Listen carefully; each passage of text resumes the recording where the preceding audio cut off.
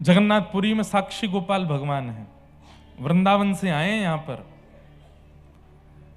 एक तीर्थ यात्रा हुई और उस तीर्थ यात्रा में एक वयोवृद्ध की सेवा एक युवा करता था, और उस युवा की तीर्थ यात्रा जब पूरी हुई तो वयोवृद्ध ने युवा को वचन दिया, वो तुमने मेरी इतनी सेवा करी है कि गांव लौट करके मैं अपनी नातनी का ब्याह तुमसे कराऊंगा।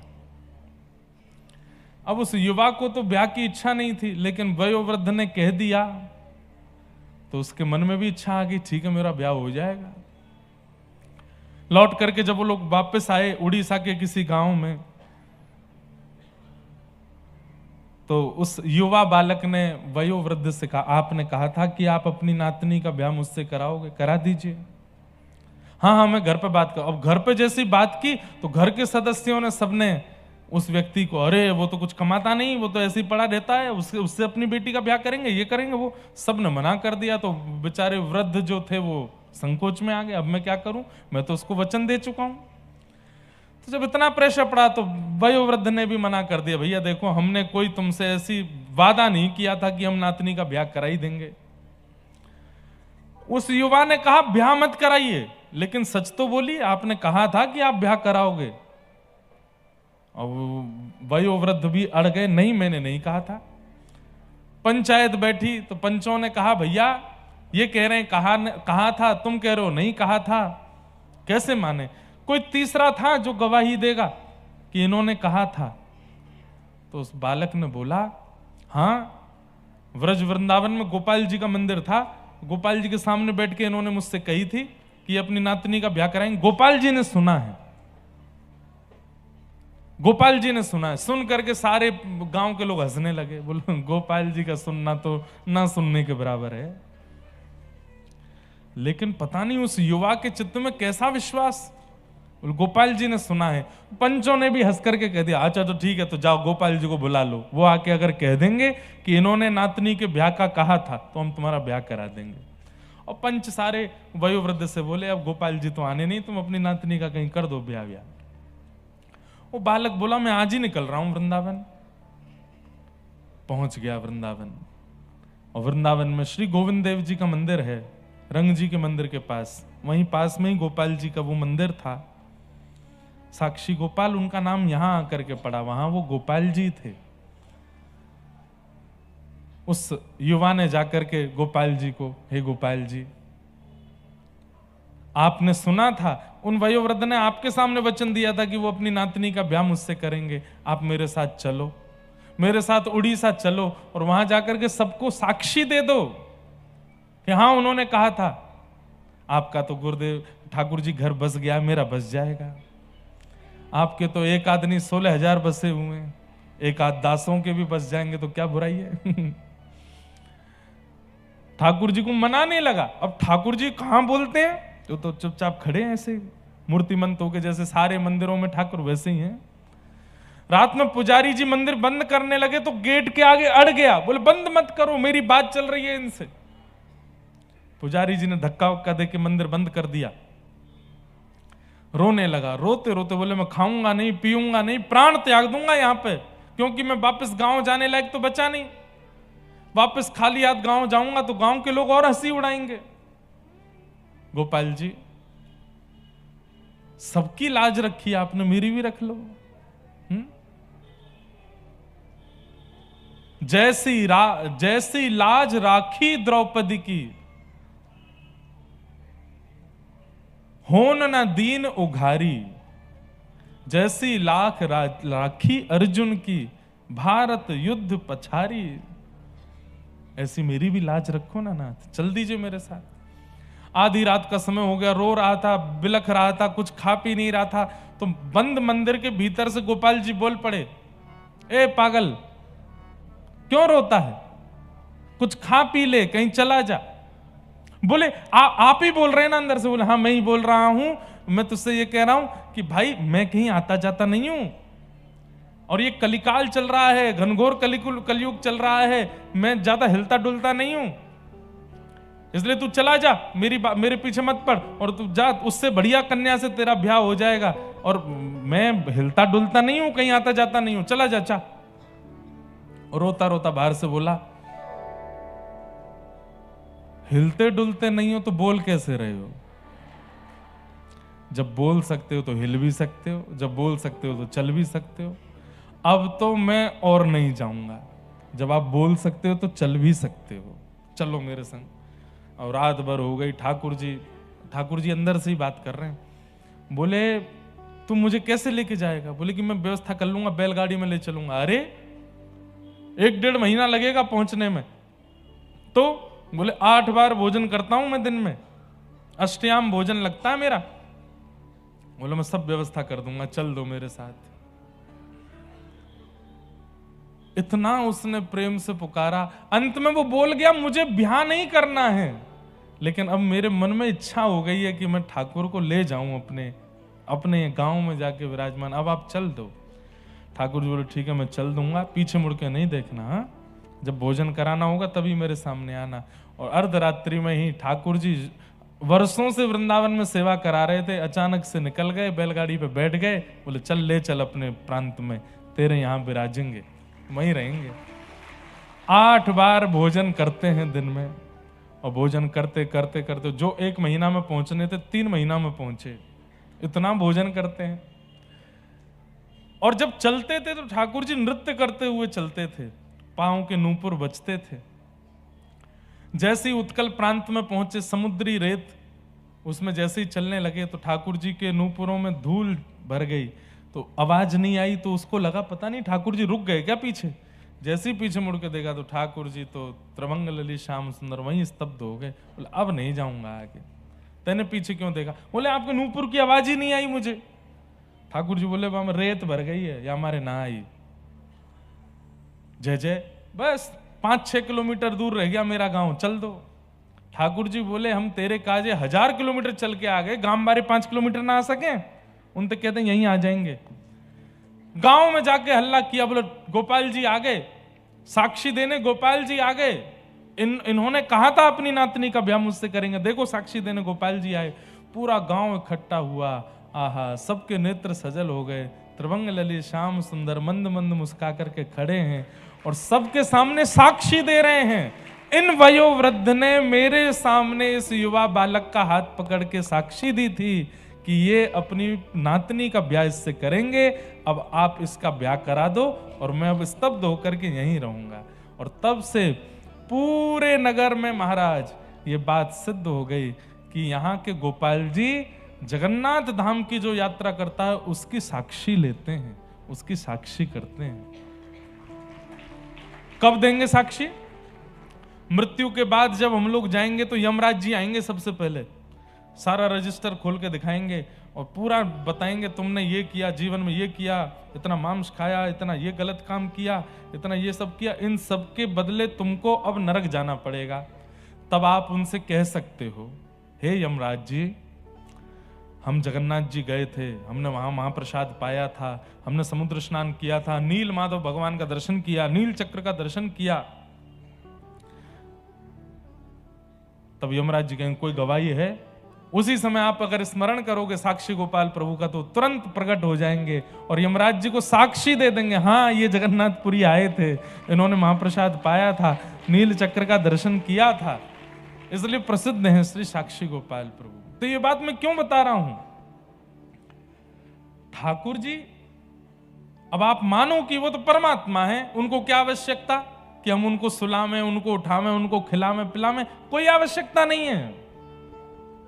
पर जब प्रेम होता है तो अनावश्यक व्यक्ति के साथ भी प्रेम प्रकट किया जाता है। अब घर पर प्रधानमंत्री आ जाए, उसको चाय की कोई कमी है, उसको भोजन की कोई कमी है, लेकिन आपका भाव रहता है ये हमने बनाया है, प्रेम से पाइए ना थोड़ा सा। हमने कोई महाराज जी आ जाए, संत आ जाए, उनको कोई कमी है, सब कुछ है उनके पास, पर फिर भी आप अपने प्रेम के अधीर होकर के दक्षिणा भी देते हो, माला भी पहनाते हो, सौल भी उड़ाते हो, कुछ खाने को भी देते हो, चाय की भी पूछते हो, ये प्रेम ही तो है।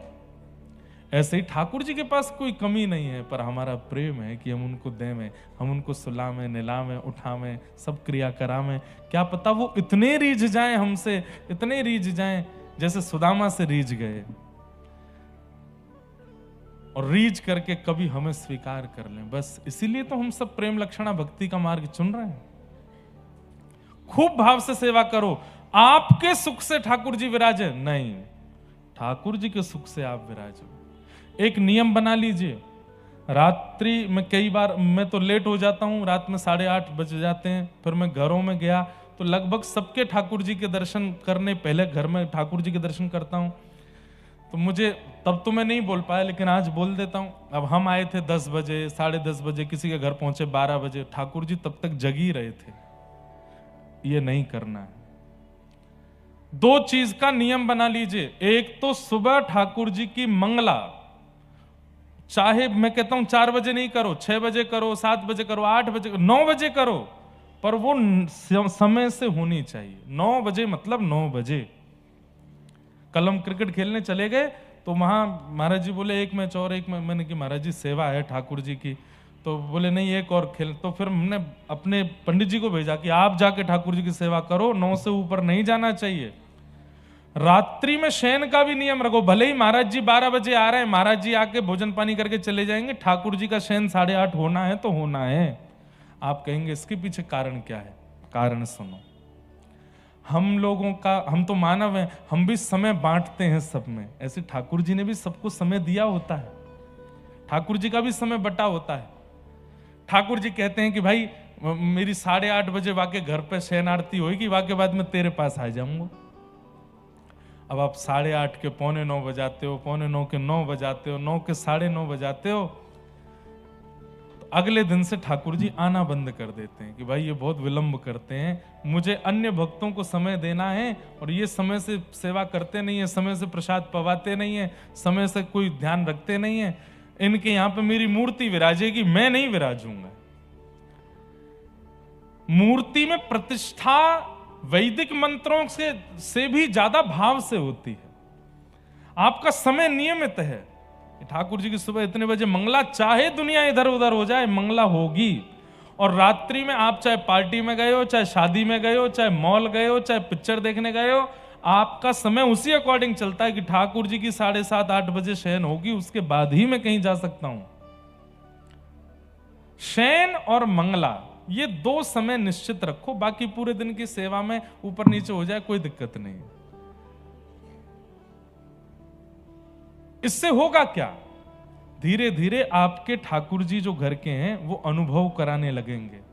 धीरे धीरे उनको ये भाव आने लगेगा कि ये नियम से चलता है, समय से चलता है, भाव से चलता है, इस पे अनुभव कराओ। धीरे धीरे वो अनुभव होने लग जाएगा। इसलिए मंगला का और शयन का ये 2 नियम रखो, और फिर धीरे धीरे आगे चल के आपको अपने आप अनुभव होगा। फिर आप भोग का भी एक नियम बना लोगे, आरती का भी नियम बना लोगे, फिर इत्रों का भी नियम होता है। सर्दियों में गर्म इत्र लगते हैं, फिर वर्षा आ जाएगी तो उसमें वर्षा के इत्र लगते हैं, गर्मियों में खस के इत्र लगते हैं, गुलाब के इत्र लगते हैं। मतलब ऋतु के अनुसार जैसे हम कपड़े बदलते हैं, वैसे ही ठाकुर जी की इत्र सेवा, चंदन सेवा, पोशाक सेवा उसी भाव से होनी चाहिए।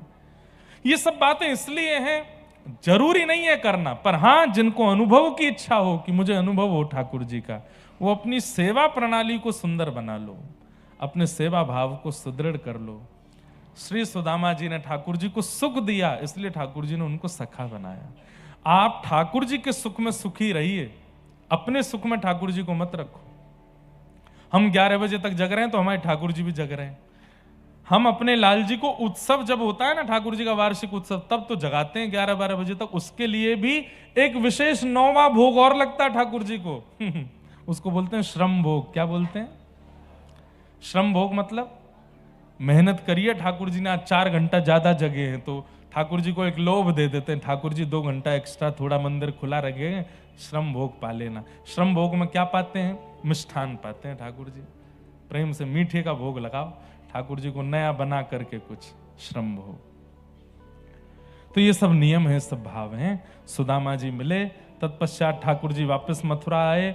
मथुरा आकर के भगवान ने जरासंध का उद्धार किया और 17 बार उसको हरा दिया। 18वीं बार ठाकुर जी ने उसको छोड़ दिया और स्वयं विश्वकर्मा के द्वारा बनाई गई नई नगरी में स्थापित हो गए, जिसका नाम हुआ द्वारिका। बोलो द्वारिकाधीश की।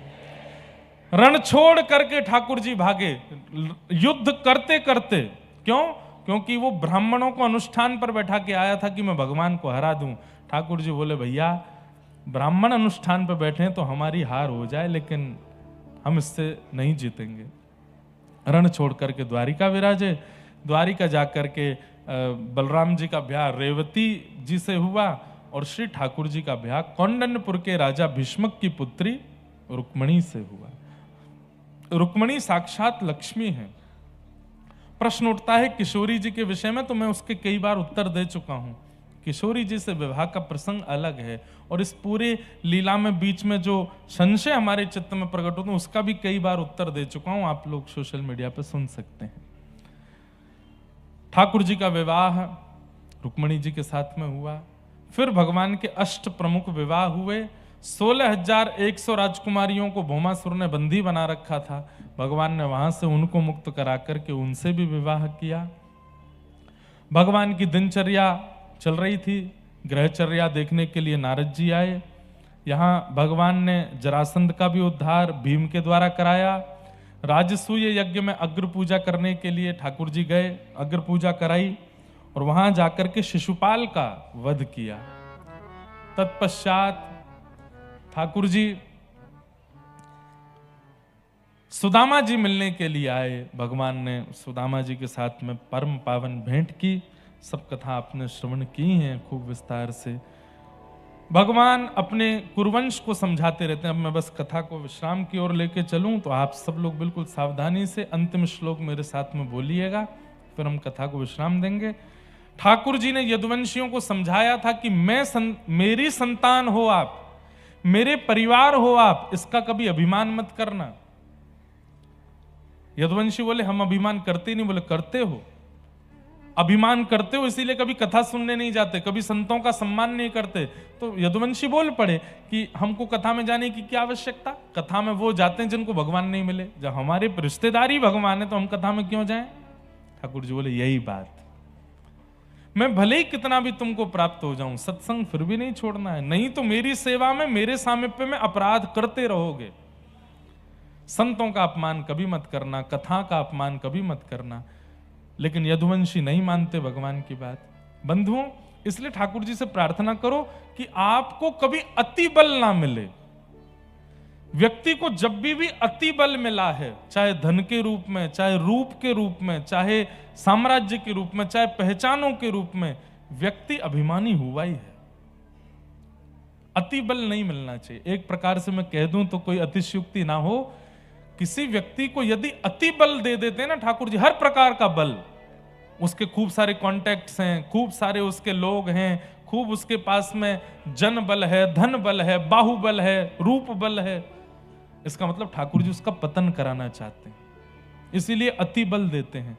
लेकिन जिसको ठाकुर जी चाहते हैं कि ये सधे, उसको थोड़ा अपूर्ण रखते हैं, उसको थोड़ा खाली रखते हैं। मटका भरा होगा ना तो छलकेगा, लेकिन थोड़ा अपूर्ण है, थोड़ा खाली है, तो कितने भी दचकियां आ जाएं, पानी छलकेगा नहीं। इसलिए अपने जीवन में परिपूर्ण होने का विचार मत किया, मुझे ये भी आना चाहिए, मुझे वो भी आना चाहिए, मुझे ऐसा भी आना चाहिए। नहीं, थोड़ा अपूर्ण रहिए। थोड़ी अपूर्णता अच्छी है, और अपूर्णता से कुछ हो चाहे नहीं हो, एक काम होता है, अभिमान नहीं आता व्यक्ति के चित्त में। हां भाई, नहीं हम सर्वगुण संपन्न, आपको स्वीकार हो तो स्वीकार करो, नहीं हो तो बिल्कुल मत करो।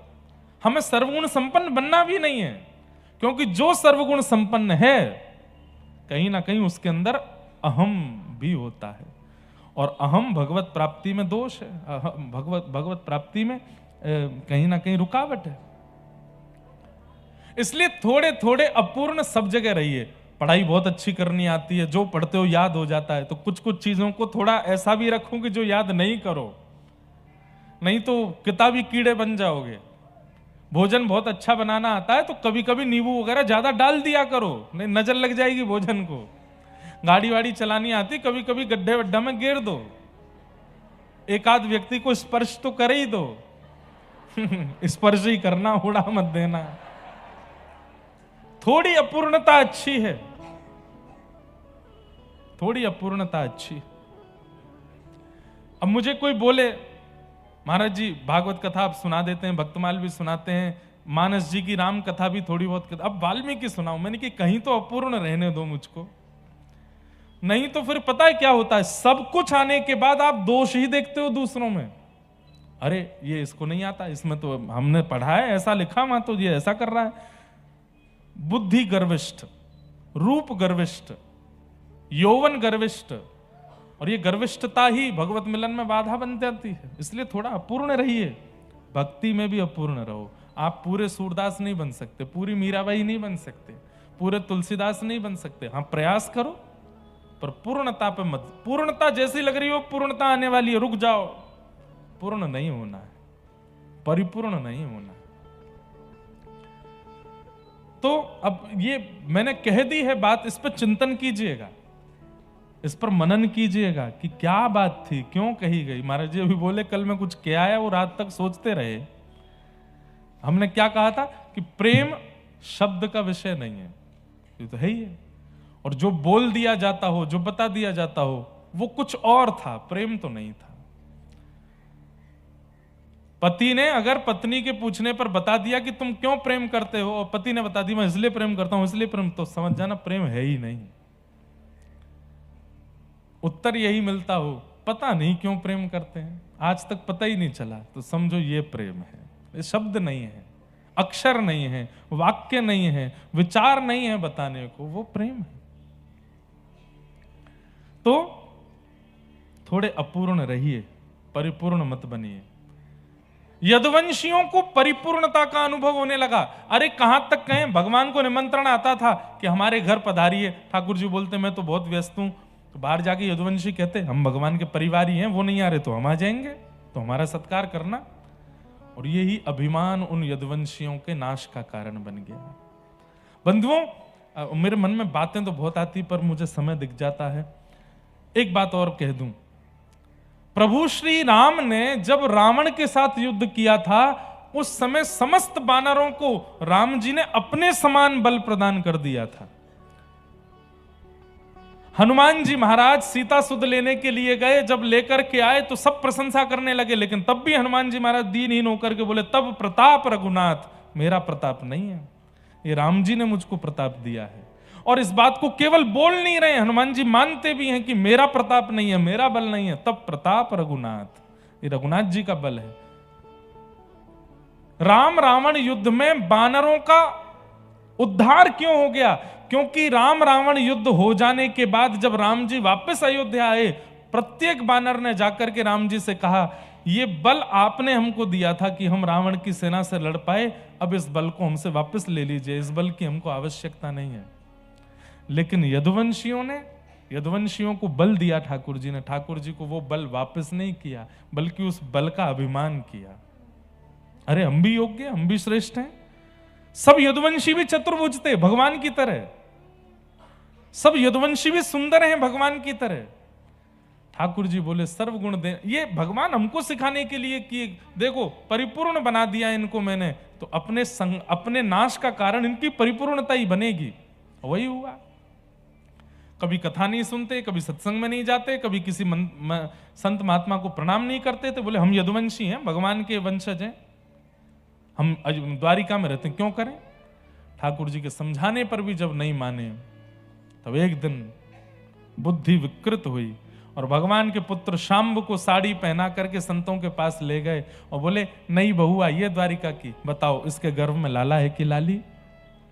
संतों ने दिव्य दृष्टि से देखा, अरे दुष्टों, भगवान के पुत्र को साड़ी पहना के लिए आए हो, हमारी परीक्षा लेने के लिए? जाओ, इसके गर्भ से लोह पिंड जन्म लेगा जिससे पूरा यदुवंश नष्ट हो जाएगा। लोह पिंड को घिस करके समुद्र में डाल दिया, वो एरका नाम की घास बन गया। एक दिन किसी बात पर छोटा विवाद बड़ा युद्ध में परिवर्तित हो गया और आपस में यदुवंशी लड़ते झगड़ते आपस में नष्ट हो गए। भगवान ने दाऊ दादा से कही, दाऊ दादा अब आप भी जाओ, क्षीर सागर में प्रविष्ट हो जाओ, मैं भी वैकुंठ जाने की योजना बनाता हूं। अंत तो गत्वा भगवान ने एक वृक्ष के नीचे बैठ करके उद्धव, मैत्रेय मुनि आदि कुछ विशिष्ट जनों को भागवत धर्म का ज्ञान दिया। वही भागवत धर्म हम पिछले 7 दिन से सुन रहे हैं। ये संपूर्ण ज्ञान ठाकुर जी ने उद्धव जी को दिया, मैत्रेय मुनि को दिया, नारद जी को दिया, आदि आदि सबको ये भागवत धर्म समझाया और कहा कि कलिकाल में इसका विस्तार करवाइएगा। उद्धव जी से कहा तुम बद्रीनाथ में जाके भजन करो, मैत्री मुनि से कहा तुम विदुर को यह ज्ञान देना, नारद जी महाराज, ब्रह्मा जी आदि सब बोले कि आप इसका विस्तार कराइएगा। भगवान से उद्धव जी ने कहा कि नाथ आप जा रहे हो? बोले हाँ। आप लीला पूरी कर रहे हो अपनी? बोले जी। हम कैसे रहेंगे आपके बिना? आप चले जाओगे तो ये प्राण कैसे रहेंगे? ठाकुर जी बोले प्रत्यक्ष दिखने वाली वस्तु आंखों को दिखती है, पर अप्रत्यक्ष बुद्धि को, मन को, तन यौवन को, सबको दिखती है। अब तक मैं प्रत्यक्ष था, अब मैं अप्रत्यक्ष हो जाऊंगा, ताकि रोम रोम को मेरा अनुभव हो। और मेरा अनुभव यदि करना है तो मेरी ओर ध्यान से देखो। ठाकुर जी एक ज्योति में परिणत होकर 7 बार आकाश में भ्रमण किए और तिरोधाय प्रविष्टो यम श्रीमद् भागवतार्णवम, ठाकुर जी श्रीमद् भागवत में आकर के विराजमान हो गए। और ठाकुर जी ने यह बात स्पष्ट कर दी कि भागवत मेरा स्वरूप है, भागवत मेरा स्वरूप है, मेरा रूप है। आपको जब कभी भी मेरा अनुभव करना हो तो श्रीमद् भागवत जी के आश्रय में जाना। यहां पर उद्धव जी बद्रिकाश्रम चले गए, मैत्री मुनि हरिद्वार चले गए, अर्जुन जाकर के पांडवों को खबर देते हैं। पांडव सुखदेव परीक्षित को राज्य गद्दी पर बिठा करके स्वर्गारोहण को चले गए। परीक्षित को 7 दिन में मरने का श्राप लगा। आज शुक्राचार्य जी के सन्निधि में आकर के परीक्षित ने 7 दिन की कथा सुनी। आज 7वां दिन है। परीक्षित जी से सुखदेव जी कहते हैं त्वम तु राजन मरिष्येति पशु बुद्धिम इमाम जही, तुम मरोगे ये पशु बुद्धि है, देह मरता है, हमारी मृत्यु नहीं होती, हम तो एक आत्मा है। अगर इस जन्म में भी कर्म बिगाड़ के जाएंगे तो फिर जन्म लेना पड़ेगा, पर इस जन्म में सब सुधार के चले गए तो इस देह को त्याग करके भगवत धाम की प्राप्ति कर लेंगे, निज वृंदावन की प्राप्ति कर लेंगे, कुंज निकुंज निवृत्त निकुंज की प्राप्ति कर लेंगे। बस इस देह को माध्यम मानिए, इस देह को मैं हूं ऐसा नहीं मानिए। ये गाड़ी है, गाड़ी प्रिय हो सकती है, गाड़ी अच्छी लग सकती है, गाड़ी की साफ सफाई करो, गाड़ी को गैराज में रखो, गाड़ी में पेट्रोल भरवाओ, पर गाड़ी मेरा प्राण है नहीं। ये शरीर गाड़ी है, शरीर साधन है। इसको खिलाओ पिलाओ, खूब पुछ के खिलाओ, खूब बढ़िया इसको संदेश खिलाओ, खूब धुआंधार कपड़े पहनाओ, लेकिन ये देह मैं हूं ये बुद्धि मत रखो। ये मुझे केवल अपना कल्याण करने के लिए मिला है, इससे मैं कल्याण करूंगा अपना और जनमानस का। हमारा ब्याह हुआ तो ज्यादातर लोगों के मन में वही ब्याह छप गया। मैंने कहा अरे ये क्या ब्याह है, ये देखो ये होता है ब्याह। तो हमारा ब्याह ना छपे, ठाकुर जी का छपे चित्त में। संसारी व्यक्ति का ब्याह यदि चित्त में छप गया तो संसार ही मिलेगा, लेकिन ठाकुर जी को ब्याह छप गया तो निकुंज मिलेगा, वृंदावन मिलेगा। इसलिए फिर ठाकुर जी का ब्याह हुआ, अद्भुत ब्याह हुआ। कल हम लोगों ने बड़े प्रेम और भाव से ठाकुर जी की मधुर रास बिहार का प्रसंग, अब इतना विस्तृत तो मैं नहीं बोल पाया, रास का प्रसंग है बहुत अद्भुत। पर ठाकुर जी ने सब गोपांगनाओं के साथ रास बिहार किया। कल मैंने एक बात कही कि ठाकुर जी अगर कलकत्ता में जन्मते तो काली मैया की तरह होते। तब मुझे रात में किसी ने बताया, बोले महाराज जी आपने बोला कहीं पढ़ा था क्या? मैंने कहा नहीं। बोले कृष्ण काली रूप धारण कर चुके हैं। श्री किशोरी जी के कहीं किसी ग्रंथ में ऐसा वर्णन है कि किशोरी जी की रक्षार्थ श्री कृष्ण काली रूप में प्रकट हुए और प्रकट होकर के उन्होंने कृष्ण काली रूप धारण किया। तो मतलब ये प्रमाणित है कि ठाकुर जी काली बन चुके हैं, कृष्ण काली हैं। ऐसी भद्रकाली मैया उन्हीं की, वास्तव में तो देखिए ईस्ट कोलकाता नागरिक फाउंडेशन, हमारे यजमान आदि, ये सब तो माध्यम बने हैं। इस कथा का पूर्ण जो क्रम है वो तो भद्रकाली मैया ने ही किया है, उन्होंने ही सुनने के लिए बुलाया है। उसका क्यों मैं ये बात क्यों कह रहा हूं, आज 7 दिन हो गए, हर दिन हमारा बनता है कि आज जाएंगे काली घाट, एक भी दिन नहीं जा पाए। आज रहा कि आज सुबह सुबह जाएंगे, लेकिन आज सुबह भी व्यस्त हो गए, नहीं जा पाए। तो हमारे मन में आया कि नहीं, यजमान जी के घर कथा पूरी करके ही व्यास जी को जाना चाहिए। तो पूरी कथा अब हो जाएगी, फिर यहाँ से सीधे काली घाट जाएंगे, दर्शन करके फिर एयरपोर्ट निकलेंगे। तो पहले उनको प्रणाम करेंगे। आप लोग मत आ जाना पीछे पीछे। हाँ, पता चली वहां से पुजारियों ने हमको ही भगा दिया, तो क्या कर रहे हो, पूरी अव्यवस्था कर दी। तो खूब आनंद आए। आप सब कलकत्ता वासियों को बहुत बहुत धन्यवाद और बहुत बहुत हम प्रणाम करते हैं। आप लोगों ने इतना स्नेह, इतना प्रेम, इतना संदेश हमको दिया कि अब तो ये हो गया कि जैसी संदेश कोई लेकर के आता है तो फिर मन में वो गीत बजने लगता है, संदेश आते हैं हमें तड़पाते हैं, ले जाओ वापस, अब नहीं है हम इच्छा, इतना खा लिया है। अगर अभी रक्त निकल आए तो संदेश पहले निकलेगा। इतने वैरायटी के संदेश खवा दिए हमको 7 दिन में। अब तो जिस घर में जाऊं वहां संदेश पहले आवे। मैंने कहा कुछ नमकीन है, मेरी जीभ, आंख, नाक, कान सब मीठा हो गया है संदेश खा खा के। तो खूब आनंद आया। आप सब कलकत्ता के लोगों ने बहुत संदेश दिया है। हाँ, पुचका खाया। एक जगह गए थे तो वहां घर में ही पुचका बना था और उसमें भी वैरायटी, उसमें भी इतनी वैरायटी, पुचका में पुचका, पुचके में पुचका। कलकत्ता वालों की जीभ की जय हो। इतनी चटोरी और रसीली है कि आप लोग सामान्य रोटी सब्जी तो शायद 365 दिन में एक आध दिन ही खाते होंगे। इतनी वैरायटी के भोजन बनते हैं यहाँ पे, सब्जियों के ऐसे ऐसे। एक जगह गए वहाँ बंगाली भोजन, हमारे मुरारका जी उनके गए, वहाँ बंगाली भोजन था। कहीं गए वहाँ पे सब हमारे भाई लोग, हमारे कई गुरु भाई, इतने गुरु भाई हैं हमारे यहाँ कलकत्ता में, सब जिन्होंने पिताजी से दीक्षा ली है, सब हमारे बड़े गुरु भाई, गुरु बंदे। तो किसान जी बैठे हैं, ये भी हमारे गुरु भाई हैं। सब हमारे राम अवतार जी और सब हमारे विक्की भैया, सब हमारे गुरु भाई हैं यहाँ पे। अशोक जी जो कथा का पूरा क्रम निभाए, चंडी जी, सब लोग। अब मैं किस किस के नाम लूं, तोदी जी वो तो आए नहीं, उनके घर से आई हैं। सब हमारे गुरु भाई हैं। क्या? हाँ, दही बड़ा खाया मैंने, खाया था, सच में खाया था मैंने। बैठ जाओ। तो खूब सुख मिला। अब नवंबर की प्रतीक्षा कीजिए आप लोग। उससे पहले तो बहुत कथाएं देखो कलकत्ता में होती रहती हैं, इतने बड़े बड़े वक्ता यहाँ आते हैं, सबकी कथा में जाया कीजिए। हमारी आपसे प्रार्थना, सनातन धर्म को आज की तारीख में बंटवारा करने में सब लोग तुले हुए हैं। एक दूसरे की टांग खिंचाई में, एक दूसरे संत महात्माओं की लड़ाई करवाने में लगे हैं। और किसी ने प्रेडिक्शन भी किया ये 2026 आध्यात्मिक लोगों की लिए अच्छा नहीं है, लड़ेंगे झगड़ेंगे ये सब। पर हमको ये मतभेद नहीं करने हैं।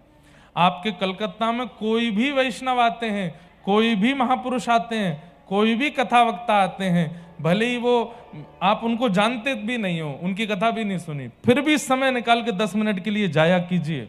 सनातन धर्म आपका है। अगर कोई व्यासपीठ सजी है, कहीं पंडाल लगा है, कहीं पर कोई कथा का क्रम हो रहा है, निमंत्रण की आवश्यकता नहीं, पीछे जाके बैठ जाओ, लेकिन जाओ जरूर। कथाओं में भीड़ चाहिए भैया। आजकल मंदिरों में, कथाओं में, सनातन धर्म के कार्यों में आप लोगों को बढ़ चढ़ करके आगे आना पड़ेगा। हम ही लोग मतभेद में आ जाएंगे कि ये वाले महाराज जी अच्छे नहीं है, ये तो ऐसे हैं, ये तो वैसे हैं। अरे वो सनातन का पालन कर रहे हैं। कलयुग से सहन नहीं हो रहा कि हम लोग तिलक क्यों लगा रहे हैं, हम लोग कथा क्यों सुन रहे हैं। इसलिए कलिकाल ही सबकी मति भ्रमित कर रहा है और इस प्रकार से ये सब भाव कर रहा है। आप लोगों को ये नहीं करना है, किसी की निंदा नहीं करनी, किसी की स्तुति नहीं करनी है। सबकी कथा में जाइए, सुनिए, सबको कुछ ना कुछ दीजिए, सबसे कुछ ना कुछ लीजिए। ऐसा भाव कलकत्ता के लोगों में तो वैसे प्रेम भक्ति है ही, और बढ़ाइए। खूब प्रेम से आप लोग सब कथाओं में जाया कीजिए, हमारी ऐसी प्रार्थना है आपसे। और आइए अब आगे के क्रम में चलते हैं। ठाकुर जी ने कल खूब सुंदर रास किया। महादेव पधारे। महादेव जैसे ही आए, गोपियों ने रोक दिया। महादेव बोले हमको क्यों रोक रहे हैं? बोले कि भीतर ना तो देव जा सकते हैं, ना महादेव जा सकते हैं, ना ब्रह्मा जा सकते हैं, ना शिव जा सकते हैं, ना पुरुष जा सकते हैं, ना आदि पुरुष जा सकते हैं। भीतर तो केवल और केवल गोपी का प्रवेश होगा। रास में गोपी जा सकती और कोई नहीं। स्त्री पुरुष आदि आदि पदवियां सब बाहर छोड़नी पड़ेंगी। रास का मतलब क्या है बंधुओं? कल मैंने एक अर्थ तो रास का बताया, परंतु भक्ति पथ जहां ठाकुर जी के संबंध की बात हो वो रास ही है, और उस रास में आप स्त्री पुरुष या पद पदावलियों के साथ नहीं जा सकते, आपको गोपी ही बनना पड़ेगा। कथा में भी कोई पुरुष बन के आया है, कोई नेताजी बन के आया है, कथा समझ नहीं आएगी, कथा में गोपी बन के आना पड़ेगा। गोपी बोले तो गोवी ही इंद्रिय ही कृष्ण रसम पिबती गोपी, जिसकी प्रत्येक इंद्रियां कृष्ण रस पान करती हैं उसको गोपी कहते हैं। जिसके नेत्र दर्शन करते हैं श्याम सुंदर का, कान श्रवण करते हैं श्याम सुंदर की कथा का, नासिका सुगंधी लेती है उनके पुष्पों का, जिह्वा नाम गाती है या प्रसाद पाती है श्याम सुंदर के अधर का, हाथ करताल बजाते हैं, पैर थिरक करके नृत्य करते हैं, सर्वांगीण अंग दंडवत करता है। जहां प्रत्येक अंग को कृष्ण के अलावा और कोई कामना नहीं है, उसी देहधारी को गोपी कहते हैं। समझ में आई बात? आप यहां सेठ जी बनकर के आओगे, आप यहां कोई बहुत बड़े धनाढ्य धनवान हैं, हम इस जगह के ये ट्रस्टी हैं, हम वहां के वो हैं, हमारा हॉस्पिटल है, हमारा स्कूल है, कॉलेज है, हम ये हैं, ये सब करके कथा में आएंगे, आपको एक अक्षर समझ नहीं आएगा। कथा में तो आपको गोपी बन के आना पड़ेगा, वृंदावन में तो आपको गोपी बन के जाना पड़ेगा, तभी रास बिहारी आपके साथ रास करेंगे। रास महादेव आए, गोपियों ने कहा गोपी बनना पड़ेगा, तो महादेव बोले मैं सर्वांगीण अंग चित्तवृत्ति से तो गोपी हूं ही, कृष्ण को ही भजता हूं। तब गोपियों ने कहा जब सर्वांगीण अंग से और सर्वांगीण भाव से कृष्ण के हो तो फिर रूप भी उसी का ही धारण कर लो। पहली बार महादेव, देवादिदेव महादेव, होठों में लालिमा लगाई है, गले में हार पहना है, आंखन में काजल लगाए हो है, कानन में कुंडल पहने हैं, अपनी जटाओं को धो करके केश बना दिया है, सिर पर चुनरी पहनी है, हाथों में चूड़ी पहनी है, और देवों के देव महादेव वृंदावन के उस प्रेम रस का आस्वादन करने के लिए गोपी बन गए। बोलो गोपेश्वर महादेव की। आज भी नथनी पहन करके बैठते हैं वृंदावन में। बंधुओं एक बात आपसे निवेदन करूं, अगर मानो तो आप लोग ज्योतिर्लिंग कभी कभी जाते हैं, कई लोगों के भाव बन जाते हैं चलो वहां ज्योतिर्लिंग दर्शन करके आते हैं। ज्योतिर्लिंग में सबसे पहली हमारी इच्छा क्या हो जाती है कि हम जाके अभिषेक करें, अभिषेक का हमको अवसर मिल जाए, हम रुद्राभिषेक करें, रुद्राष्टाध्याय का पाठ करें, रुद्राष्टकम करें। पर एक बहुत लॉजिकल बात है, आप मेरी ही प्रशंसा मुझको बार बार सुनाओगे, मैं कब तक सुनूंगा उसको, मुझको उसमें ज्यादा आनंद नहीं मिलेगा। लेकिन मैं जिसका प्रेमी हूं, मेरे प्रेमी की चर्चा यदि मुझे सुनाओगे तो मुझे ज्यादा अच्छा लगेगा, मुझे और ज्यादा प्रिय लगेगा। तो हमारी भावना ऐसी, रुद्राष्टकम कर लो, रुद्राष्टाध्याय कर लो, महादेव का अभिषेक कर लो, और सब करने के बाद जब जाने का समय आवे तो मंदिर के किसी कोने में बैठ करके गोपी गीत का पाठ सुनाओ महादेव को। बंधुओं हजारों की तादाद में लोग जल चढ़ा रहे होंगे महादेव को, लेकिन महादेव के कान और चित्तवृत्ति कोने में आपको ही सुन रहे होंगे कि कौन गोपी गीत गा रहा है, यहां बैठ करके व्रज की याद मुझे कौन दिला रहा है। आहा, महादेव प्रसन्न हो जाते हैं। कई लोग कथा में अब भी बैठे हैं जिनका ये नियम, मैंने पूर्व में कथा की तो उन्होंने ये नियम लिया, वो आज भी महादेव के पास जाते हैं तो सब जो रिचुअल है वो सब करते हैं, बिल्व पत्र चढ़ाना, दूध से अभिषेक करना, जल चढ़ाना, परंतु जब वो बाहर आते हैं तो गोपी गीत का पाठ सुनाते हैं, महादेव को गोपी गीत सुनाते हैं। हम कह रहे हैं ज्योतिर्लिंग नहीं भी जा पाते तो आपके कलकत्ता में जहां भी महादेव के स्थान हैं, जहां भीड़ भाड़ ना होती हो, वहां पहुंच जाइए और जाकर के गोपी गीत का पाठ सुनाओ। तब कथामृतम तप्त जीवनम कविभिरेडितम कल्मष। गोपी गीत का पाठ पता है क्या है? जैसे हमारे घर के माताजी, पिताजी, दादी, दादा कभी कभी उनको याद आ जाती है तो अपने ब्याह की एल्बम निकाल लाते हैं। कभी कभी अपने ब्याह की अगर रिकॉर्डिंग हुई होती है तो सीडी चला करके बच्चों को दिखाते, देखो हमारा ब्याह देखो। और उस दिन वो साल में एक दो बार ही होती है वो घटना घर में, जब पुराने चित्र निकाले जाते हैं तो देखेंगे दादी भी भावुक हो गई, माता जी भी भावुक हो जाती हैं, सब प्रेम में भर जाते हैं, सब लोगों में एक ऐसे मिलनसार हो जाते हैं, सब एक साथ बैठेंगे, अरे देखो मुझे देखो मैं कैसा लग रहा था, कैसा भावुक हो जाते हैं कितनी बार। ऐसे ही देवादिदेव महादेव उस सदैव त्रिपुंड लगा करके रहते हैं, वो सदैव जटाजूट धारण करके कैलाशपति बन करके रहते हैं, सदा पार्वती नाथ कहलाते हैं।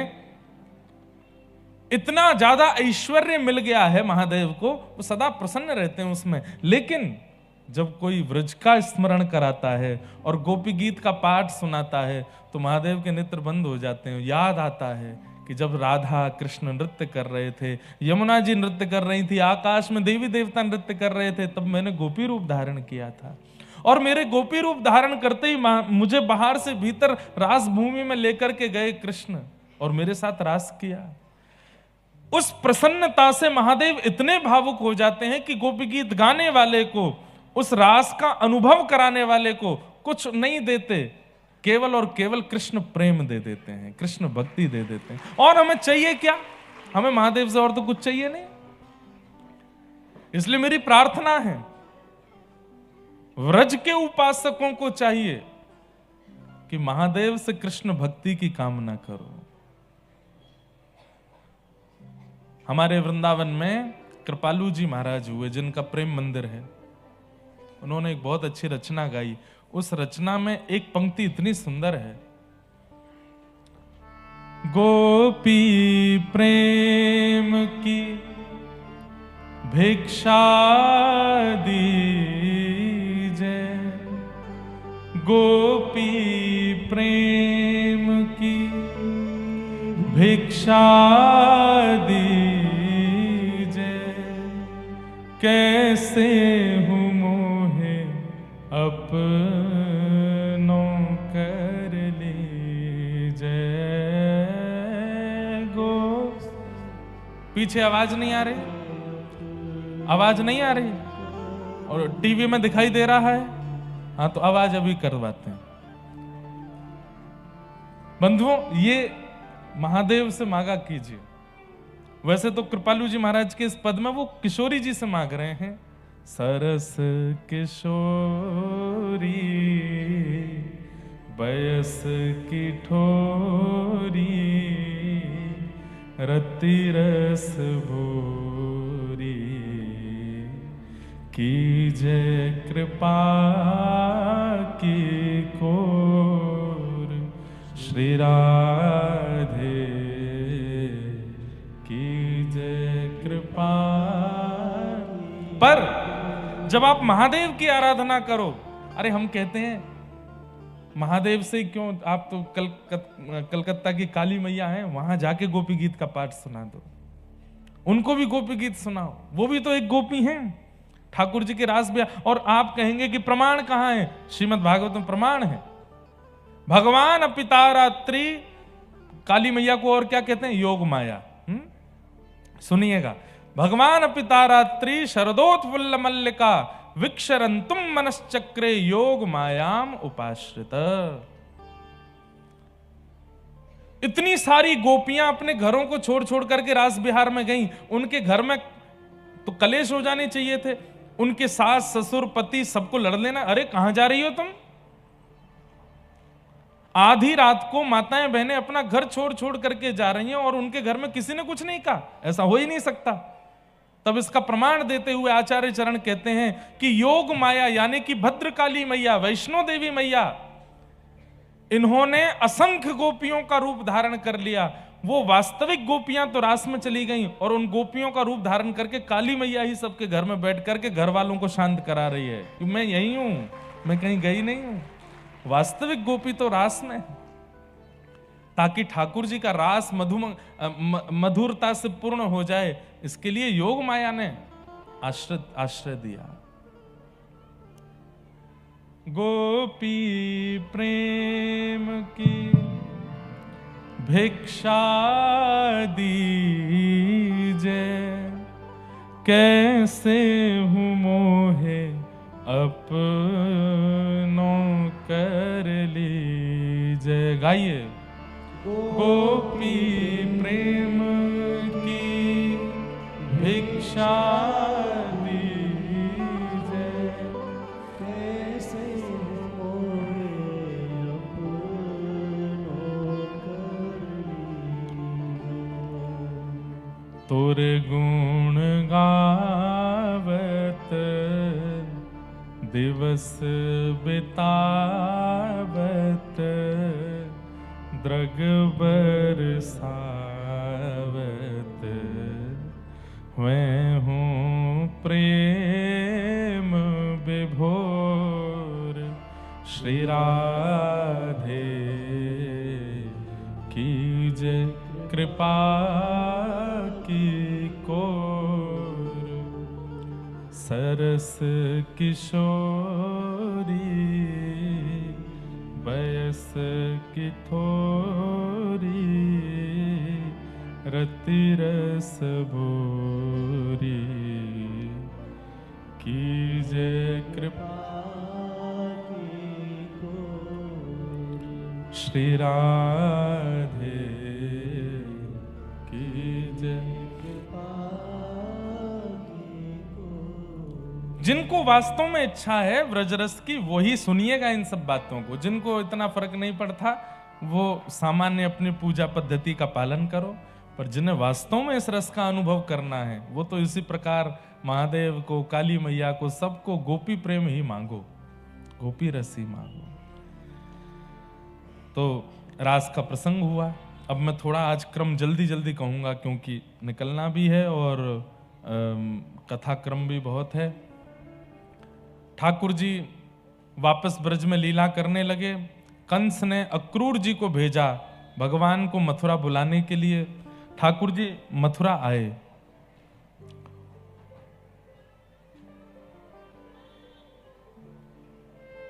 तो थोड़ी देर तो सुन रहे थे सब लोग, अब अचानक से बोले बीच में। पहले भी आ रही थी आवाज, पहले आ रही थी, अब नहीं आ रही है। ये यहां बैठे हैं माइक वाले भैया, इनको ले जाना उठा के, नहीं धल लो कलकत्ता में। अब हम क्या करें, अब जितना श्रम है उतनी तेज बोलेंगे, आप सुन लो थोड़ी देर। हाँ, तो क्या बोल रहा था मैं? हाँ, तो अक्रूर जी आए। अक्रूर जी आकर के ब्रजवासियों से, बहुत भावुक प्रसंग है इसलिए मैं ज्यादा इसमें नहीं जाऊंगा, आकर के उन्होंने सब ब्रजवासियों को, नंद रानी, यशोदा मैया, नंद बाबा, सबसे निवेदन किया और श्री ठाकुर जी व्रज से मथुरा गए। बहुत भावुक प्रसंग है। मथुरा जाकर के ठाकुर जी ने कुबलिया पीड़ हाथी का उद्धार किया, धनुष भंजन किया, कुब्जा के ऊपर कृपा की, और सब करते हुए ठाकुर जी कंस के पास पहुंचे। बड़े बड़े मल्लों के साथ युद्ध करते हुए 50 सिड्डी ऊपर बैठे हुए कंस को उठा करके नीचे पटक दिया। भगवान ने उसका वध कर दिया। बोलो कंस मर्दन भगवान की।